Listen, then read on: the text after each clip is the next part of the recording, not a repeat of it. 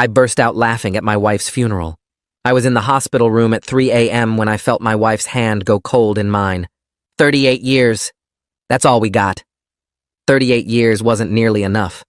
The doctor had insisted I wait outside during her final procedure, something about hospital protocol that didn't make sense, but I was too exhausted to argue. I sat in the waiting room for another hour, even after the nurses gently suggested I should go home. How do you let go of 38 years? The next 3 days blurred together. I couldn't eat. Everything tasted like cardboard. Sleep was impossible because every time I closed my eyes, I saw her face. The house felt wrong without her in it. Her coffee mug still sat on the counter, half drunk with her lipstick stain on the rim. I couldn't bring myself to wash it. When I asked about seeing her body to say goodbye, the funeral director said she was already prepared, and it would be too distressing, closed casket only, no exceptions. Everything triggered memories. I'd found myself standing in the bathroom yesterday, staring at the spot where we'd slow danced 20 years ago. We'd just moved in together and spent 3 hours fighting about whether to get striped or polka dot shower curtains. We ended up with a clear one neither of us wanted. That night, exhausted from arguing, she'd pulled me into the bathroom and we'd danced to no music at all, her head on my chest, humming off-key. "We're idiots," she'd whispered. "Perfect idiots," I'd agreed. Her phone was missing from her personal effects. The hospital said it must have been misplaced during the confusion, which seemed odd since she never let that thing out of her sight. My sister handled most of the funeral arrangements because I couldn't function. She kept exchanging these weird looks with the funeral director, like they knew something I didn't. Every decision felt impossible. What flowers? What music? What did any of it matter when Isabel wasn't here to laugh about how formal and stuffy it all was? Friday came too fast. I stood at the funeral home entrance, watching people file in wearing black, looking appropriately melancholy. Isabel would have hated this. She would have made jokes about how everyone looked like they were attending a tax audit, not celebrating someone's life. Her best friend Lisa wasn't there. Apparently she'd, suddenly, had to leave town for a family emergency the day after Isabel died. The funeral director guided me to the podium. I had note cards with a perfectly appropriate eulogy my sister helped me write. Isabel Elizabeth Delaney was a devoted wife. I started reading, my voice shaking. The words felt like lies, not because they weren't true, but because they weren't her. I looked up at the crowd. Her mom was crying silently. Her dad sat stone-faced. Her quirky cousins, who usually couldn't stop talking, sat in stiff suits, silent. Everyone looked miserable, formal, wrong. This wasn't Isabel. This wasn't us. I continued reading. She touched many lives with grace during her depressing battle with... My voice caught. Depressing battle? Isabel wore rainbow wigs to chemo and did a victory dance every time she finished a treatment. I was about to continue when something in my brain just clicked one night 5 years ago after her co-worker's funeral. We'd gotten drunk on wine and made the most ridiculous pact. Whoever died first, the other had to rickroll everyone at their funeral. "Promise me," she'd said, laughing so hard she cried. "Actually rickroll them, play the whole song." We even pinky swore on it like kids. One click on my phone, and suddenly the opening drums of "Never Gonna Give You Up" filled the funeral home. The silence was deafening for about 3 seconds. Then I started singing, badly, just like she would have wanted.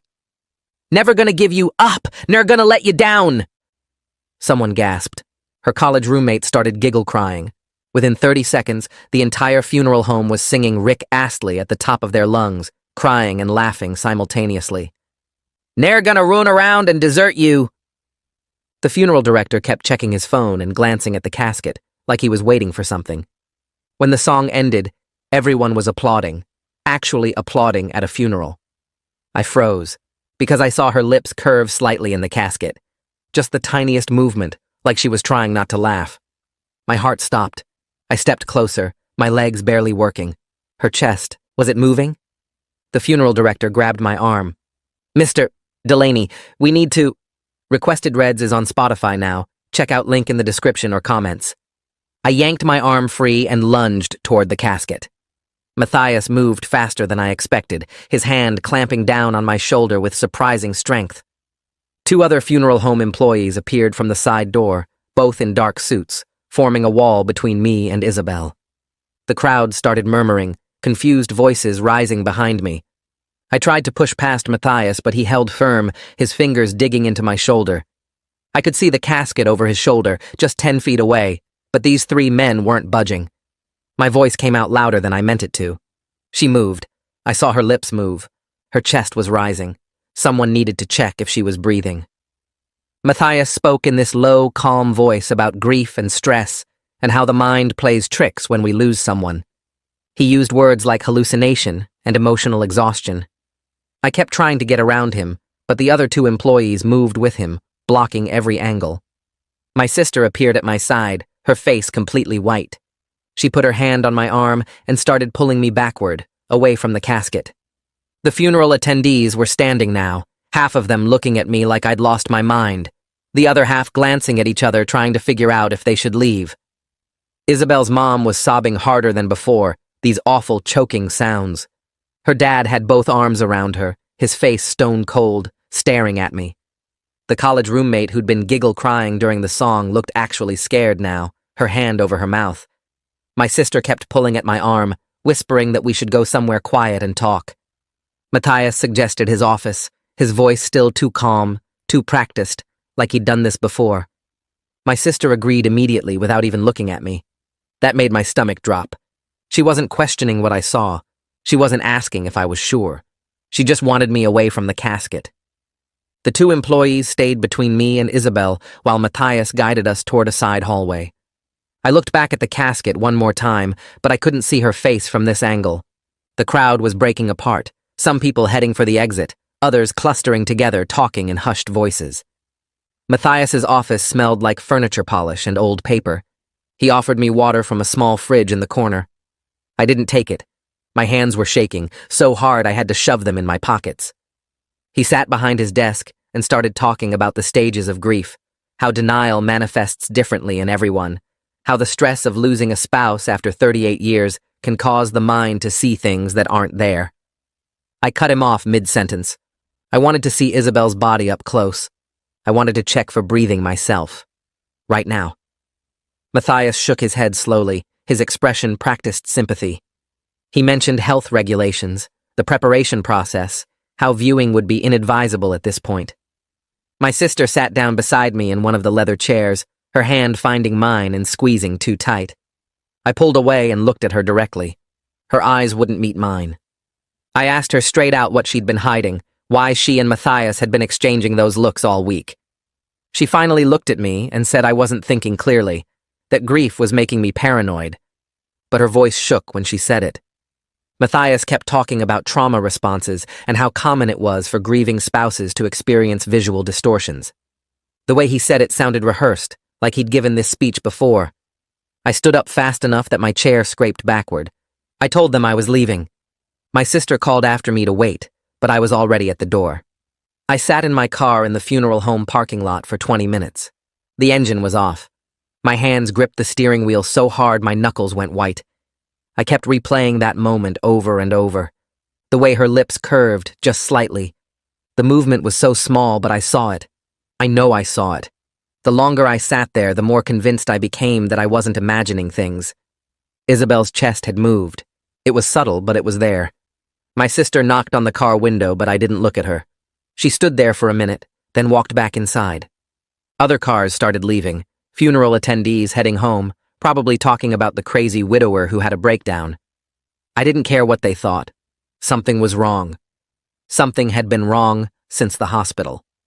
At home, I went straight to the dining room table where I'd been keeping all the hospital paperwork. I spread everything out, looking for anything that didn't make sense. The missing phone kept bothering me. Isabel documented everything during her treatment. Photos of her rainbow wigs, videos of her victory dances after chemo, voice memos about how she was feeling. She never went anywhere without that phone. The hospital said it was misplaced during the confusion, but that didn't track. I started going through the consent forms, the treatment records, the discharge papers. Everything looked normal until I found the final procedure consent form. Dr. Crawford's signature was at the bottom, but I didn't remember signing anything. I checked the timestamp. 2:47 a.m. I was in the waiting room at 2:47. The nurse had told me to wait outside at 2:30. No doctor came to get me for signatures. I would remember that. I read through the form 3 times. It authorized some kind of final procedure, but the medical terminology was dense, and I couldn't make sense of most of it. What I did understand was that someone had signed this form, and it wasn't me. I called the hospital and asked for Dr. Crawford. The receptionist put me on hold. Elevator music played for 15 minutes straight. When she came back on the line, her voice had changed. She said Dr. Crawford wasn't available and would call me back. I asked when. She said she couldn't say. I asked if I could leave a message. She said she'd pass along that I called. Something in her tone sounded off, like she was reading from a script someone had written for her. I hung up and stared at the consent form on the table. The signature looked nothing like mine. The handwriting was too neat, too careful. I grabbed my phone and took photos of every page of the document. Then I called my sister. She didn't pick up. I called again. Still no answer. I left a message asking her to call me back, that I needed to talk about the hospital paperwork. My voice came out steadier than I felt. I looked at Isabel's coffee mug still sitting on the counter, the lipstick stain on the rim. 3 days ago, I thought I'd never see her again. Now I didn't know what to think. I grabbed my phone and pulled up Lisa's contact. The call went straight to voicemail without even ringing once, like her phone was off or she'd blocked me. I stared at the screen for a minute before trying her work number. The receptionist answered on the second ring, and I asked for Lisa. There was a pause. Then she told me Lisa had taken an extended leave of absence. I asked when it started, and she said the day after Isabel died. The way she said it sounded rehearsed, like she'd been told what to say if anyone called asking about Lisa. My sister showed up at my house around 6 that evening carrying a casserole dish wrapped in foil. She set it on the counter next to Isabel's coffee mug and told me I needed to eat something. I didn't touch it. We sat at the kitchen table and she kept looking at her hands instead of at me. Finally, she said the funeral director had warned her I might have a breakdown. She said seeing dead people move or breathe in their caskets was common with grief, that the mind plays tricks when you're in shock. Her voice was too gentle, like she was talking to a child. I asked her straight out why she didn't tell me about Lisa leaving town. She looked up at me and hesitated, her mouth opening and closing like she was trying to find the right words. She said Lisa couldn't handle losing Isabel, that they'd been best friends since college, and Lisa just fell apart. But her voice wavered when she said it, unsteady and thin, like she was reading lines someone else had written for her. I watched her face and knew she was lying, but I didn't call her on it yet. That night, I lay in bed staring at the ceiling until 2 in the morning. Sleep wasn't happening. I got up, got dressed, and drove back to the funeral home. The building was dark when I pulled into the parking lot, except for one light glowing in what looked like the basement level. Matthias's car was still there, along with 2 other vehicles I didn't recognize. I parked across the street where I could see the entrance and the side door. I sat there watching for an hour. My hands gripped the steering wheel, and I counted the minutes on the dashboard clock. At 3:15, a woman in scrubs came out the side door. She looked around the parking lot before walking to one of the unfamiliar cars and driving away. Funeral homes don't have medical staff working in the middle of the night. They don't have anyone in scrubs at all. The next morning, I called Isabel's mom. She answered on the 4th ring, sounding tired. I asked if she noticed anything strange at the hospital or the funeral. There was a long silence before she said everything seemed normal. Then she added that it all happened so fast, how they rushed the funeral arrangements, how she barely had time to process that Isabel was gone before they were planning the service. Her voice cracked when she said it, and I felt bad for making her relive it, but I needed to know if I was the only one who thought something was wrong. I hung up and grabbed a notebook from the junk drawer. I started writing down everything that didn't make sense. The closed casket requirement with no explanation. Isabel's missing phone that she never went anywhere without. Lisa suddenly leaving town the day after Isabel died. My sister exchanging looks with the funeral director like they shared a secret.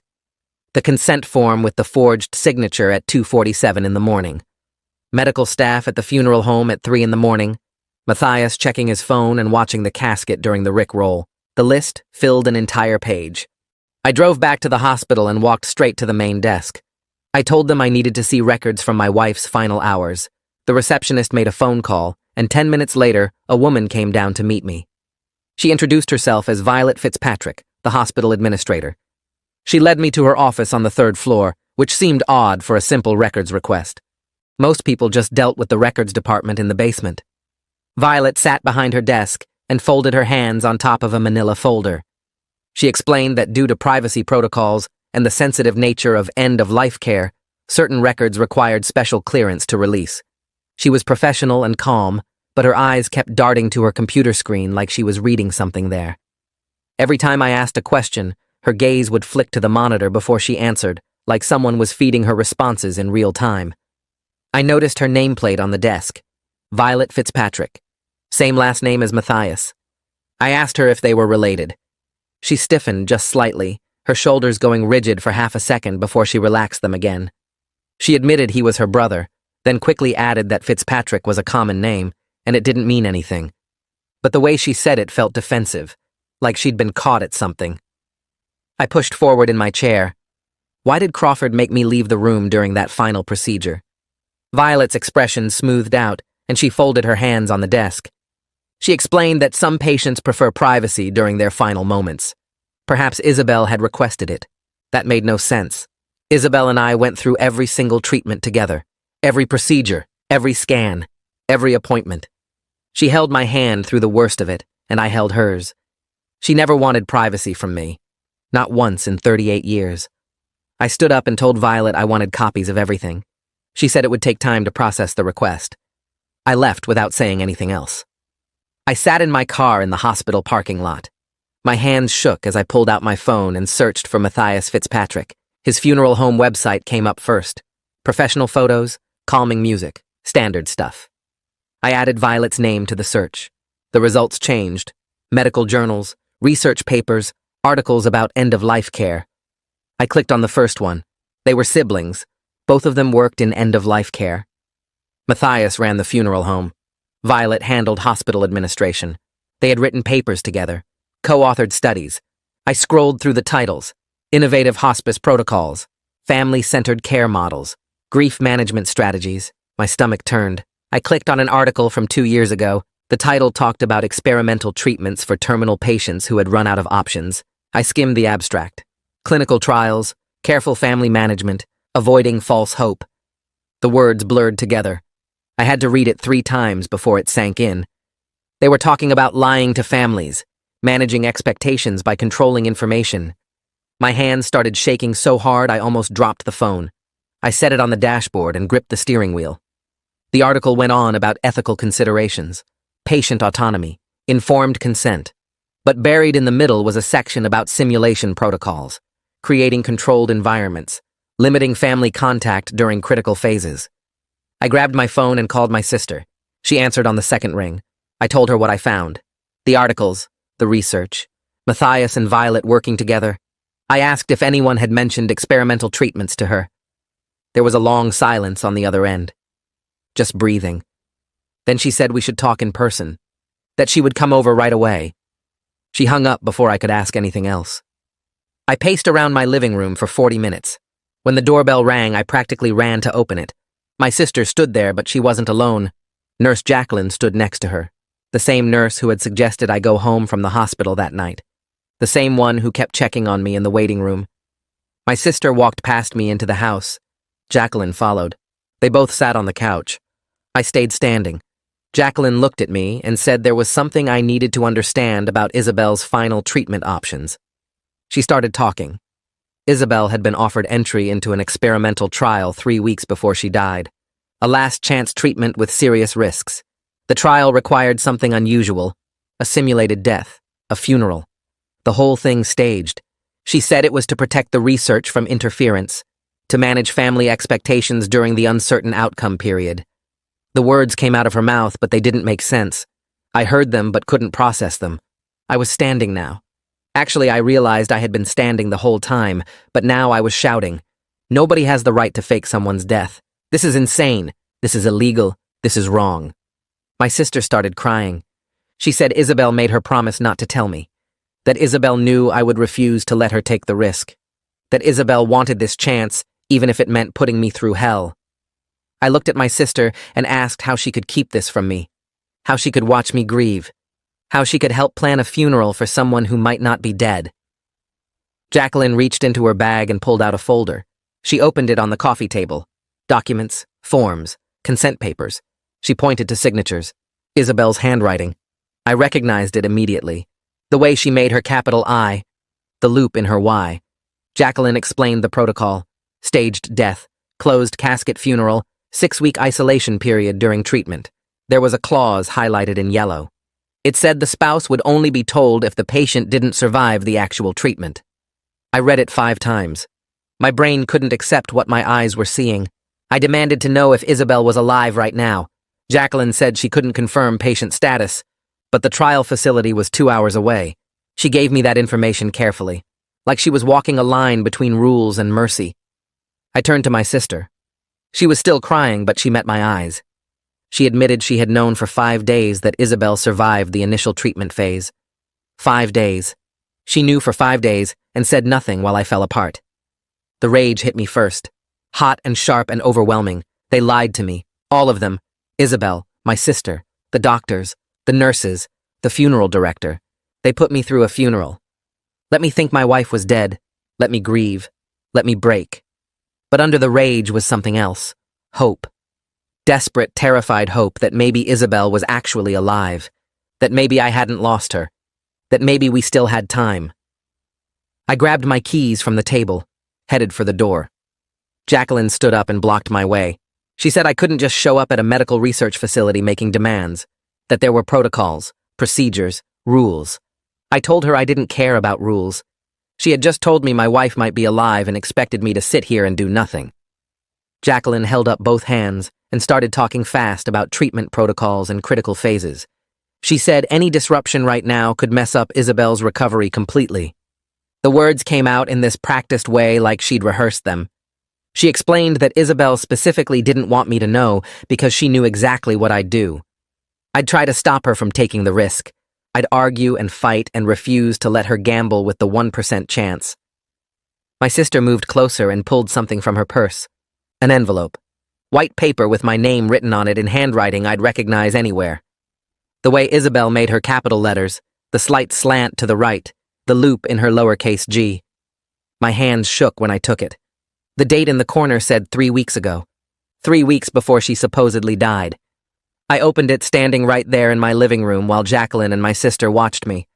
The letter started with her telling me she couldn't watch me watch her die slowly anymore. She wrote about the treatment being a 1% chance, but how she had to take it.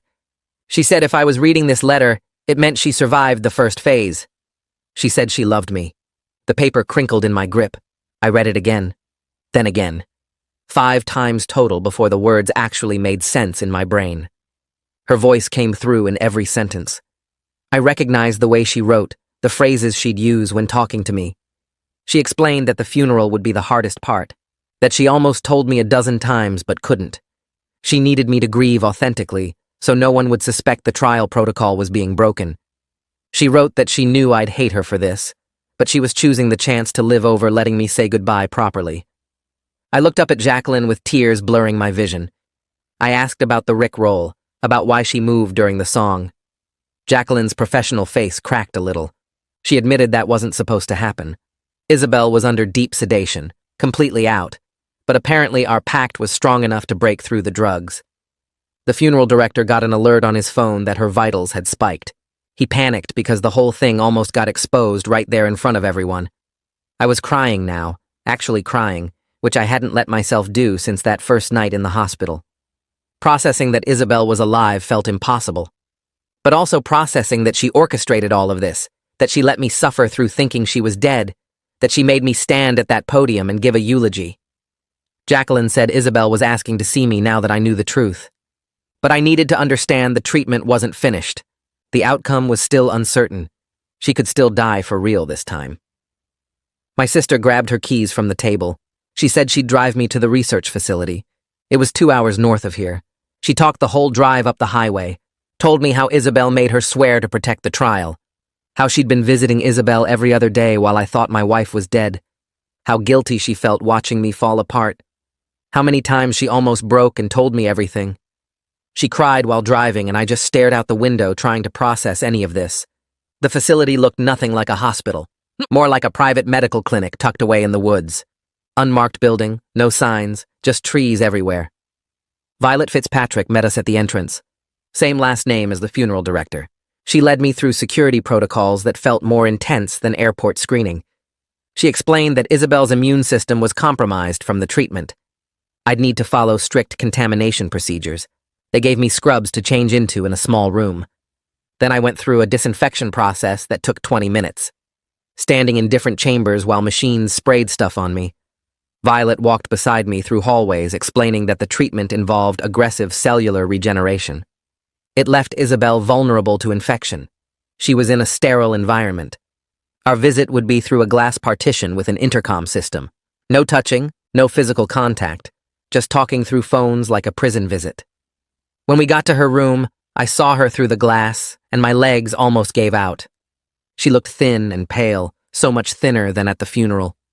But she was sitting up, moving, breathing, actually alive and real and looking at me with tears running down her face. She picked up the intercom phone on her side. Her voice came through the speaker saying she was sorry, that she knew I was angry, but she had to try. I pressed my hand against the glass. She matched it from her side, palm to palm with only the barrier between us. I cried too hard to speak for several minutes, just stood there with my hand on the glass and tears pouring down my face while she cried on the other side. Finally, I asked her how she could put me through a funeral, how she could let me think she was dead.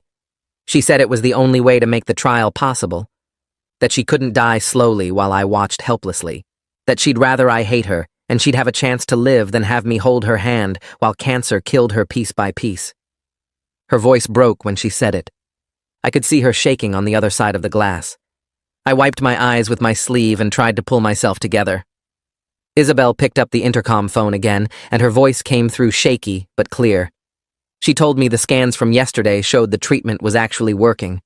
The cancer was responding better than anyone expected, but she needed 4 more weeks in this room before they'd know if it was permanent or just temporary.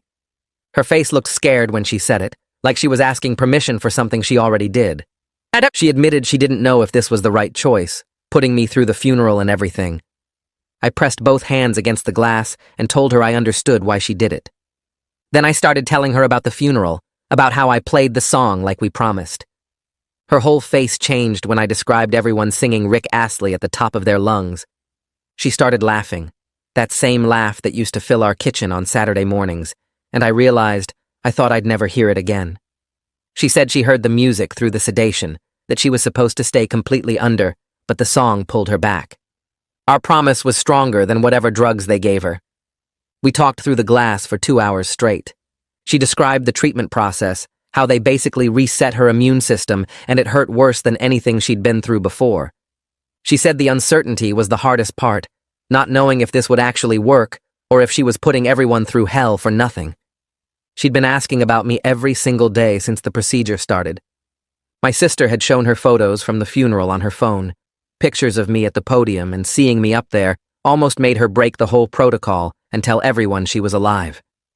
Violet came in around noon and said visiting time was done. Isabel needed to rest because the treatment took everything out of her. Isabel and I made plans for me to come back in 3 days, and she promised that if the treatment failed, she'd tell me herself this time. No more fake deaths or secrets. I didn't want to leave, but Violet was already opening the door. My sister drove us back home and apologized the entire way down the highway. She kept saying she was sorry for lying, sorry for watching me suffer, sorry for being part of the whole thing. I was too tired to be angry anymore.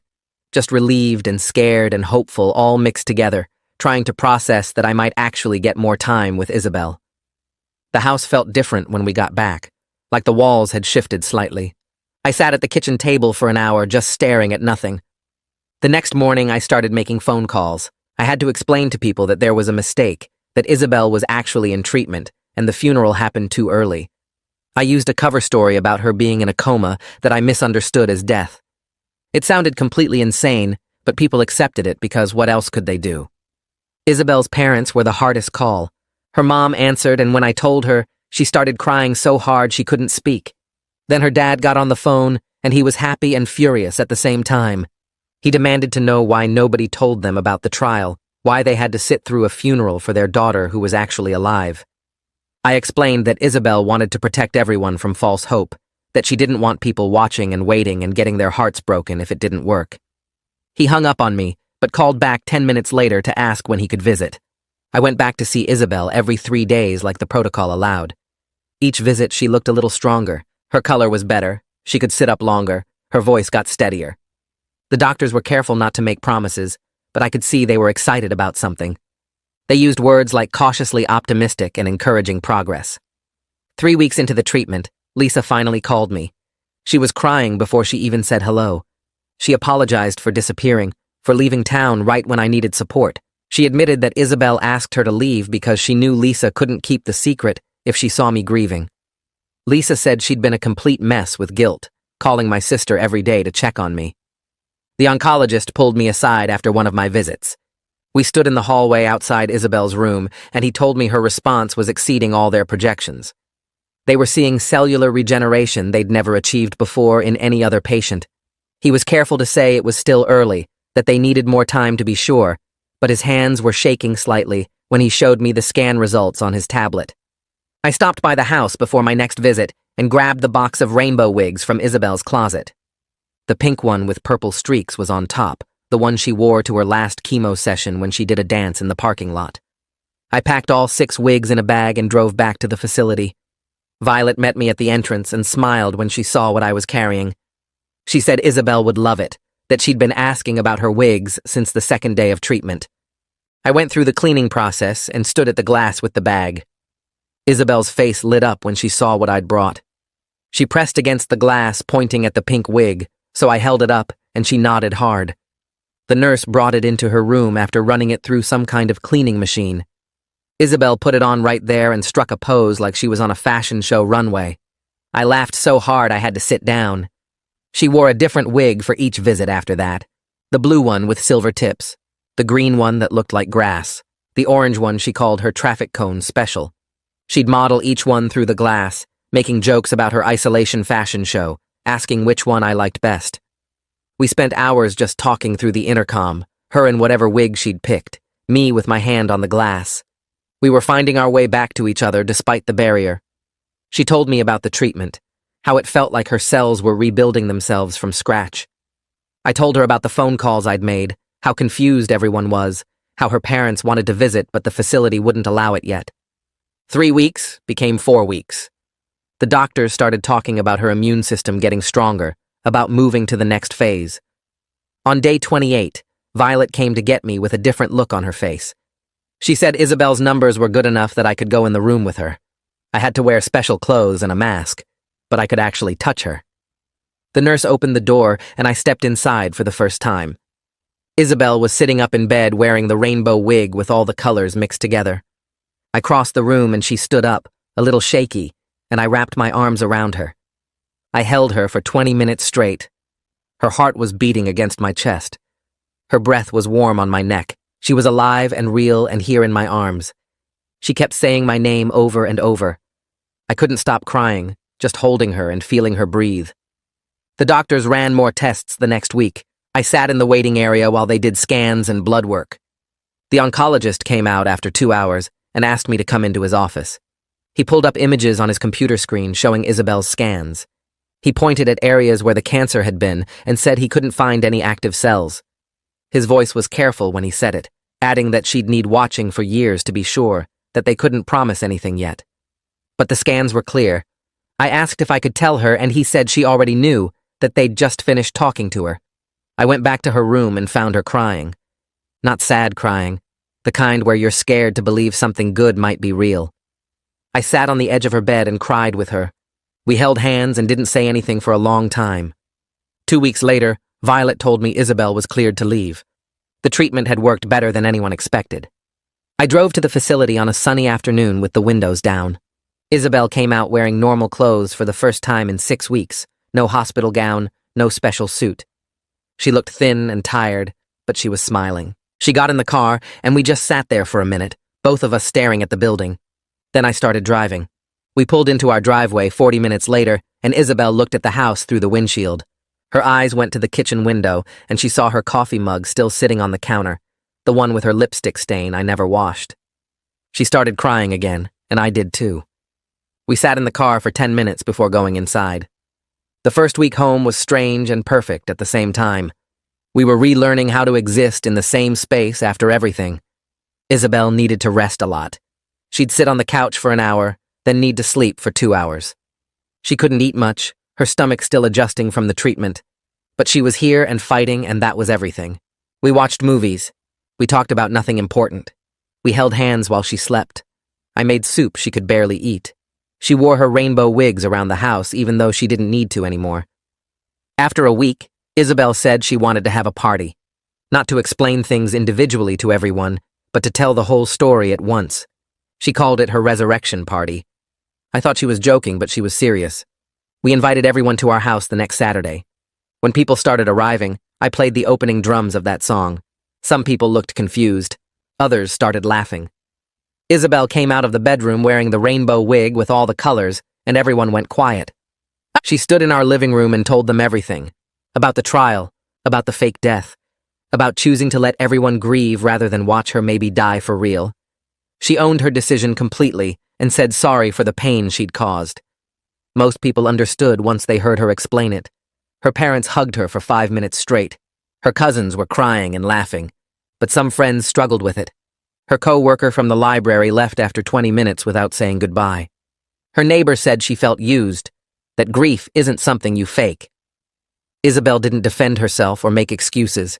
She just said she knew the cost of her choice and she'd do whatever it took to rebuild trust. 3 months passed.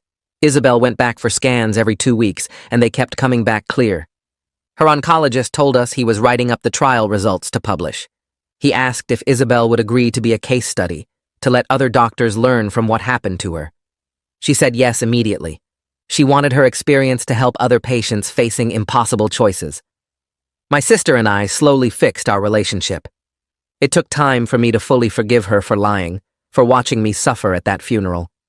We had lunch one day, and she admitted she almost told me a dozen times. She said keeping the secret was the hardest thing she'd ever done, that she'd wake up at night feeling sick about it. I told her I understood why she did it, even if I hated that she had to. Lisa moved back to town in November. She called Isabel first, and they talked for 3 hours. Then she called me and apologized again. Isabel invited her over one Friday night. Lisa brought wine and we all got drunk like old times. We laughed about the whole thing, about the funeral that wasn't a funeral, about me Rick-rolling everyone, about the rainbow wigs. Lisa said she'd been in therapy dealing with the guilt. Isabel told her to stop feeling guilty, that she'd asked her to leave because she knew Lisa couldn't keep secrets. We finished 2 bottles of wine and Lisa fell asleep on our couch. I woke up the next morning to find Isabel already dressed, sitting at our kitchen table with a notebook and her laptop open. She'd been researching something since 6 a.m., she said, about other patients who might need what she'd gone through. 2 weeks later, she started the support group at the local cancer center, meeting every Thursday evening in a conference room they let her use for free. The first night, only 3 people showed up, a woman in her 50s with stage 4 lung cancer, a man whose wife was considering an experimental trial, and a teenager whose mom had just been told there were no more treatment options. Isabel talked to them about her choice, about the fake funeral, about how she'd weighed dying slowly against a 1% chance. She didn't sugarcoat anything or make it sound noble. She told them about me standing at her casket thinking she was dead, about the guilt she still carried for putting people through that grief. The woman with lung cancer cried and said nobody had been that honest with her about trials before, that every doctor made it sound either hopeless or like a miracle cure. Within 2 months, the group had 15 regular members, and Isabel was fielding calls from people 3 states away, asking about experimental options their oncologists hadn't mentioned. One Saturday afternoon, I found Isabel standing in our bathroom staring at the shower curtain, the clear one we'd compromised on 20 years ago. She looked at me and held out her hand without saying anything. I took it and pulled her close, and we started swaying in that tiny bathroom with no music playing. She hummed off key against my chest, the same tuneless melody from 2 decades earlier, and I felt her shoulders shake with silent laughter. She whispered that we were still idiots, and I agreed, perfect idiots who got a second chance at being idiots together. We danced for maybe 10 minutes, long enough that my back started aching, but neither of us wanted to stop. When we finally did, Isabel kissed me and said she'd been thinking about that moment every day during treatment, wondering if we'd ever get to be stupid together again. 6 months after she left the facility, Isabel's oncologist called us into his office for her latest scan results. He had this weird smile on his face when we walked in, the kind doctors don't usually wear when delivering cancer news. He pulled up the scans on his computer screen and pointed at areas that used to show tumors, except now they showed nothing. Remission, he said. Official remission, with no detectable cancer cells anywhere in her body. Isabel grabbed my hand so hard I thought she might break my fingers. We sat in his office for another hour going over monitoring schedules and future scans, but I barely heard any of it because I kept looking at Isabel and seeing her actually here, actually staying. That night we booked flights to a beach resort we'd been talking about visiting since our 20th anniversary, but never made time for. 2 weeks later, we were sitting on sand doing absolutely nothing, just existing in the same space, watching waves and reading books, and not talking about cancer or trials or death. Isabel wore a different rainbow wig every day, even though she didn't need to anymore, and other tourists would stare, but she didn't care. On the last day, she took off the wig and let the sun hit her growing hair, and she said this was the first time in 3 years she'd felt like a person instead of a patient. The coffee mug sat on our counter for 8 months after I brought Isabel home. Every time I walked past it, I'd see that lipstick stain and remember thinking I'd never see her wear that shade again. One morning, I finally picked it up and carried it to the sink, turned on the hot water and scrubbed until the stain disappeared. Isabel walked into the kitchen and saw me drying it, and she started laughing about my sentimental attachment to dirty dishes. I told her it felt like erasing the last piece of her being gone, and she said good. She wanted me to erase all of it.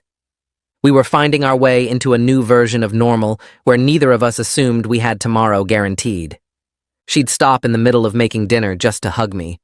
I'd wake up at 2 a.m. and check that she was still breathing. We started saying I love you about 40 times a day because we could, because she was here to hear it. The small stuff stopped feeling small anymore. Grocery shopping together or watching TV on the couch or arguing about what to have for breakfast. All of it felt like gifts we'd almost lost. The research facility published their trial results in a major medical journal that fall. Isabel's oncologist called to tell us that based on her success, the review board had approved 3 other terminal patients for the same protocol. Within a month, Isabel started getting letters forwarded through the facility from families of those patients, people thanking her for being brave enough to try something insane, for giving their loved ones a chance they wouldn't have had otherwise. She kept every letter in a box in our closet and would read them when she had bad days, when the guilt about the fake funeral got too heavy. One letter came from a mother whose daughter was starting the trial, and she wrote that knowing someone had survived it made the terror slightly more bearable. Isabel cried reading that one, then called the facility asking if she could talk to families going through it, if she could help them understand what their loved ones were experiencing. They set up a volunteer program where she'd video chat with families once their patient entered the isolation phase, and she'd tell them the truth about how hard it was, how uncertain, how worth it. We renewed our vows on our 39th anniversary in our backyard with just 30 people there. Isabel wore the rainbow wig with every color, the one she'd worn to her resurrection party, and I wore the same suit from our original wedding that barely fit anymore. My sister officiated because she'd gotten ordained online specifically for this, and she cried through the whole ceremony. When it came time for rings, Isabel pulled out the ones we'd worn for 38 years and said these were the only ones she wanted, the ones that had been through everything with us. At the reception, someone asked what song we wanted for our first dance, and I pulled out my phone, queued up that song, and suddenly the opening drums filled our backyard. Everyone started laughing and singing, all of us off-key, and Isabel and I danced to the whole thing while our friends and family Rick rolled themselves at our vow renewal. Her parents were singing louder than anyone, and even Lisa was there crying and laughing at the same time. When the song ended, Isabel kissed me and said, "We were never going to live this down," and I said, "Good. I never wanted to." A year after the funeral that wasn't a funeral, we were both doing better than we'd dared to hope. Isabel's quarterly scans kept coming back clear. Her energy was almost back to normal, and she'd stopped having nightmares about the treatment. We'd rebuilt trust with most of the people we'd hurt, though a few friends still kept their distance, and we accepted that. Some wounds take longer to heal than others. We'd learned to live with uncertainty hanging over us, knowing that remission isn't the same as cured, that we were making plans without guarantees. We made new pacts to replace the old ones, promises about honesty and communication, and not making huge decisions alone anymore. Isabel promised to tell me if she ever got scared about the cancer coming back instead of trying to protect me from it. I promised to trust her judgment about her own body and treatment, to support her choices even when they terrified me. We promised to keep dancing in the bathroom with no music, to keep being idiots together for however long we got. We were sitting on our porch one evening in late summer, watching the sun drop below the trees, when Isabel said she'd make the same choice again. She said the chance to live, to have this time with me, was worth the cost of putting me through that temporary grief. I told her I understood now, that love sometimes means making impossible choices that hurt in the moment, but save something bigger. We sat there holding hands as the sky turned orange and pink, not talking about the future or the past, just being grateful for right now. A neighbor walked by walking their dog and waved at us, completely normal, like we were just another couple growing old together. And maybe we were. Maybe that's all we'd ever been, two people trying their best to hold on to each other through whatever came next. The sun finished setting and the porch light clicked on automatically, and neither of us moved to go inside because this moment felt too good to end.